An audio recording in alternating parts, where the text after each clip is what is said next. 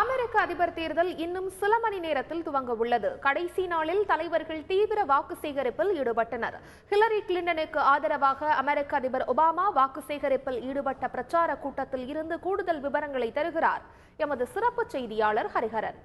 நேர்களே, நாம் பிலடெல்பியால ஜனநாயக கட்சியுடைய கடைசி இறுதி கட்ட பிரச்சாரத்தில் இருக்கின்றோம். ஹிலரி கிளின்டனுக்கு ஆதரவாக தற்போதைய விடைபெறும் அதிபர் பராக் ஒபாமா பிரச்சார உரையை நிகழ்த்தி வருகிறார். அந்த காட்சிகளை நீங்க நேரடியா காணலாம். பிலடெல்பியா இந்த பிரச்சாரம் நடக்கக்கூடிய இடம் சரித்திர முக்கியத்துவம் வாய்ந்தது. இந்த பிரச்சாரம் நடக்கக்கூடிய இந்த இடத்துல தான் அமெரிக்காவுடைய சுதந்திரம் 1776 பிரகடனமானது. அமெரிக்காவுடைய அரசமைப்பு சட்டம் அமலுக்கு வந்தது. இந்த இடத்துல ஜனநாயக கட்சியோட இறுதி கட்ட பிரச்சாரம் நடக்கிறது.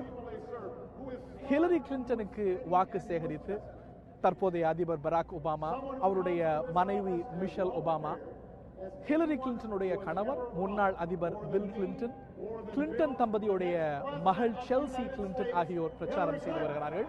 ஹிலரி கிளின்டன் அமெரிக்காவுடைய முதல் பெண் ஜனாதிபதியாவது காலத்தின் கட்டாயம். ட்ரம்ப் எக்காலத்திலும் எக்காரணம் கொண்டும் அமெரிக்காவுடைய ஜனாதிபதியாக கூடாது, அவர் ஜனாதிபதி ஆவதற்கே தகுதியற்றவர் என்ற தொனியில பிரச்சாரம் நடைபெற்று வருகிறது. ஆக இறுதி கட்டத்தை பிரச்சாரம் அமெரிக்க தேர்தல் களம் எட்டியிருக்கிறது என்று சொன்னால் மிகையல்ல. பிலடெல்பியாவிலிருந்து ஒளிப்பதிவாளர் லூகாசுடன் ஹரிஹரன்.